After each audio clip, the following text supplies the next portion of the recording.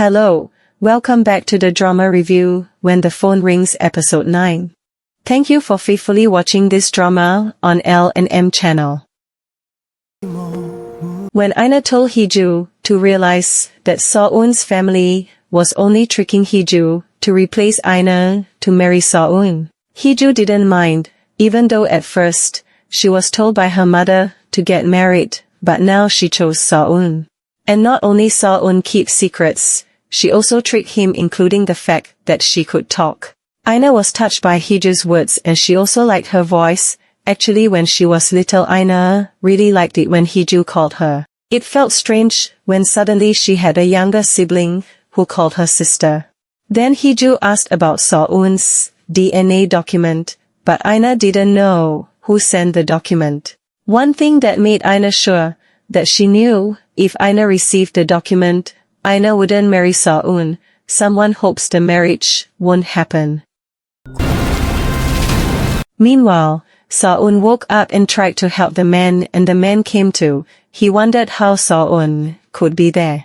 He told Seo-eun to go out by himself because someone was targeting him, but Seo-eun didn't want to and kept trying to save him until they fell on burning wood.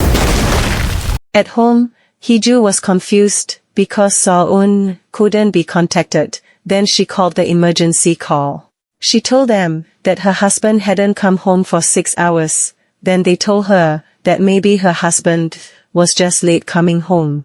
Because adults over 18 who are healthy and there is no suspicion of crime are likely to run away. Then Heejoo explained that her husband received threats and also his office had been bombed and someone even pushed him into a ravine. Hearing that, they asked what her husband's name, but Heejoo decided not to answer and hung up the phone. Heejoo was curious about Seo-eun's real name and Ina was also curious because she first met Seo-eun when Seo-eun was 15 years old. That was a bit odd because Ina had never met him before. That Paik Sa-Eon had a son 2 years older than Ina. They were neighbors, but Ina had never met him. Now Heejoo understands why his parents treat Seo-eun like a stranger. And Ina guesses they have a biological child, that Seo-eun became their child when he was 15 years old. Then who was their child before he was 15 years old? Then Heejoo went to Seo-eun's parents' house in the middle of the night. They were shocked when Heejoo talked to them and told them to look for Seo-eun. Heejoo also asked why Chairman Paik covered up their grandson before he was 15 years old, even though Chairman Paik loved his grandson very much. There must be a reason why his biological grandson couldn't be revealed. Is that the reason Seo-eun became a fake grandson? Hearing that, Seo-eun's parents were angry and said that Heejoo was just a substitute wife for Seo-eun, and her mother admitted that Seo-eun was also a substitute for their son. But Heejoo thought that Seo-eun's presence was very important to them, so she wanted them to find out what happened to Seo-eun. After their assistant found out, it turned out that there was no missing report under Seo-eun's name, and then her mother told Heejoo to go home. When Heejoo left the house, their assistant called her and asked how much Seo-eun knew about the perpetrator of the threat. He doesn't know anything else about heterochromia. Actually, when he was young, Seo-eun had eye surgery and since then his eyes were no longer different colors. Their assistant told her that the first time Seo-eun came, he was like a scared stray cat. He never saw him smile calmly in that house. He always felt anxious. When Heejoo was confused and worried, Sang-woo suddenly called Heejoo. 여보세요. Heejoo arrived at the hospital and Sang-woo was already in front of the surgery room. It turned out that Sang-woo previously visited the man's shop, Jang Gyu Ri. Sang-woo went there because he wanted to cover the case of a missing child at the Sinal daycare. But when he heard that, Sang-woo was immediately chased out by Mr. Gyu Ri. And when he wanted to return to Seoul, he met Seo-eun. He then turned around and followed Seo-eun. It turned out that Seo-eun went to where Mr. Gyu Ri was and he saw a fire in the shop. Sang-woo then went in and saw Seo-un and Mr. Jin Seok unconscious. He tried to wake them up but they didn't wake up and Sang-woo saved them both. Sang-woo wondered how the fire could have happened, who did it and why was Seo-un there. He also doesn't know the real relationship between Heejoo and Seo-un. Heejoo thanks and apologizes to Sang-woo because she has covered up a lot. Finally, Seo-un finished surgery and seeing him unconscious made Heejoo worried. Seo-un's reporter friend, Hae-jin meets Yoo Ri. He finds out about the missing child case that Yoo Ri is covering. Then Yoo Ri whispers that it is related to twins. Elsewhere, the kidnapper is seen cutting fish and suddenly, he got a message that the fire at Mr. Jin Seok's shop was him doing. His colleague told him not to act alone and he was relieved because Seo-un was safe. That was the last warning for him, so don't do anything again. When Seo-un was little, he saw Chairman Paik come with a little boy and give Mr. Jin Seok a suitcase. Seo-un called him father, but Mr. Jin Seok told Seo-un to call him father again. Then he told Seo-un to sleep early tonight and never go out. But when it was midnight Seo-un woke up and saw Chairman Paik trying to drown the boy. Seo-un was shocked and scared seeing that and then Mr. Jin Seok closed his eyes and told him to go into the house. Inside the house, Seo-un was scared. Then when he came out of the house, he saw Chairman Paik. He said, there were monsters that were created, there were also those that were born and they were in his family. At first, it was a goldfish, a cat then children who were younger than him and the only thing that increased was a black bag containing a corpse. But now it's safe because he is the corpse in the bag. Now, Chairman Paik can choose the grandchild he wants. That's why Chairman Paik didn't give Seo-un a name until he was 15 years old. Finally, Seo-un woke up and Heejoo was beside him. When she wanted to call the doctor, Seo-un pulled her hand and Heejoo calmed Seo-un down. Heejoo then told Sang-woo that Seo-un had regained consciousness and Sang-woo went into his room. He asked how he was and Seo-un said he was fine. Sang-woo explained that this was his father's hospital and he made sure that this accident would not spread. Then Seo-un asked about Mr. Jin Seok's condition and Mr. Jin Seok was safe and in intensive care. Sang-woo was curious about the relationship between Seo-un and Mr. Jin Seok. Seo-un explained that he was the one who raised him and his real name was Jong Sang-han. Seo-un had been looking for him for a long time until he changed his name. The story was long, complicated and personal. And Heejoo was Seo-un's only family and guardian, so this wasn't an illicit relationship or anything. He couldn't expose Heejoo because Seo-un's complicated personal affairs will soon be revealed. When people criticize Seo-un, he doesn't want Heejoo to be gossiped about. Then Seo-un thanks and apologizes for misunderstanding Sang-woo. Seo-un asks for help to do everything possible so that Mr. Jin Seok wakes up because he is a key witness in the Sinal childcare case.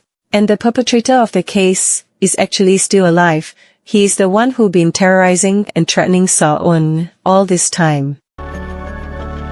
Seo-un asks if his guardian is outside and the nurse answers that there is no one outside. And Seo-un calls Heejoo, who turns out to be at home, but she doesn't pick up the phone. Seo-un becomes confused and worried why his wife doesn't pick up the phone. At home, Heejoo seems to be looking for something in Seo-un's room and it turns out she is looking for a black cell phone. Paik Woo-young is recording for a TV station and his show is cooking crab for his wife. Then they ask what Mr. Paik usually cooks for his son and he answers that he prepares sushi for his son because he likes it. Even though Seo-un is actually disliking sushi. Then a guest came, she replaced Seo-un because he was unable to come and it turned out she was Aina. Heejoo came to the police station, but before entering, she was stopped by Seo-un. Heejoo was surprised because Seo-un had not recovered. It turned out Heejoo wanted to give the cell phone to the police. Heejoo already knew that he was not the real Seo-un, and she also knew who the real Seo-un was. Heejoo felt that Seo-un's lie was crueler and longer. She didn't know anything until she conspired with the kidnapper to bring down Seo-un. And now Heejoo couldn't stay silent. She wanted to protect Seo-un just once, so that Seo-un wouldn't get hurt again. But according to Seo-un, Heejoo could also get hurt if she was by his side, but Seo-un still asked Heejoo to be by his side because he couldn't let her go. That Seo-un lived because of Heejoo and survived because of Heejoo. Then Seo-un asked if Heejoo didn't mind if he wasn't Seo-un. Heejoo just shook her head because Seo-un also didn't mind Heejoo who could talk, of 406. Back to the cooking show of presidential candidate Paik. Aina was curious about who Seo-un actually looked like, because no matter how she looks at him, he didn't look like his parents. But according to Mr. Paik, Seo-un looked like him when he was young. Hearing that, Aina asked Mr. Paik to show his young photo. She also wanted to see a photo of Seo-un when he was little. Then the producer also wanted to know the reason why Aina and Seo-un never appeared together in public. Aina explained that Seo-un she knew before and after marriage was a different person. Hearing that, Mrs. Paik tried to stop Aina and they were saved because of the package that arrived. Mr. Paik thought it was an abalone package that he ordered, but it turned out to be a piece of fish that the kidnapper had cut. Seo-un's mother felt that there was something strange about the packager, so she chased him by car until she arrived in front of a house. She entered the house and inside the house, there was a photo of Chairman Paik and it turned out that the kidnapper was the one who sent the package. What is the relationship between Mrs. Paik and the kidnapper? Sang-woo sends a message to Yuri and Yuri meets him. Yuri is surprised to see Sang-woo, who has several wounds, and then they chat at a restaurant. About the accident that happened to him, Sang-woo can't tell Yuri, because it's someone else's personal business, so it's not his right to tell her. Then Yuri tells him that the missing child case must continue to be investigated, because their superiors told them not to broadcast it. It seems like someone is trying to cover up the case. When he returns to the hospital, Seo-un wants Heejoo to accompany him, because he doesn't want to lose her again. Heejoo is curious about how Seo-un found her before. It turns out that Seo-un installed a map-sharing application, so Seo-un can find out where Heejoo is. He anticipated that after Heejoo disappeared in the mountains. Mr. Jin Seok regains consciousness and Seo-un accompanies him. Mr. Jin Seok apologizes, because Mr. Jin Seok shouldn't have let him leave. Actually, Chairman Paik told him to throw away the child's body, but it turned out that the child was still alive, so he couldn't bear to kill the child, who almost died. He lost his memory, his intelligence has decreased. Jin Seok thought it would be okay to secretly take care of him, but his true nature has not changed. Then Seo-un asked where the black bags that he took care of on Chairman Paik Jango's orders were. Because Seo-un has to expose his rottenness. Seo-un's colleagues come with a speech script that Seo-un will deliver at the event later. Seo-un is surprised and tells them not to enter his room. He is afraid of being caught because Heejoo is still in the room. Seo-un then tells them to go first and he tells Mr. Park to talk to him. Finally, the Climate Day commemoration begins. Seo-un becomes the presidential spokesperson and Heejoo is behind him as a sign language interpreter. Hyejin contacts Seo-un and tells him that among the missing children at the daycare, there are twins. That means there might be a family of one of the twins who is missing. This case is complicated because they are orphans and there is no victim's family. But if the sibling is found, there might be testimony or a confession. Seo-un goes to Mount Sinjeok where Jin Seok takes the missing children there. And because Seo-un can't take Heejoo, Mr. Park is in charge of taking Heejoo. The missing children are buried on that mountain and Seo-un doesn't believe it because the amount is quite a lot. Seo-un did not expect that what he had seen when he was little was a bag containing a corpse. Then Hae-jin called Seo-un again. He got access from the police, so he could trace the DNA data of the missing person's family. While looking for twins, he got information about the younger sibling, then he sent it to Seo-un's cell phone. And the younger sibling was Mr. Park Do-ji, the person who had been working with Seo-un all this time. He put medicine in Heejoo's drink and Heejoo passed out. Seo-un was confused because neither Mr. Park nor Heejoo could be contacted.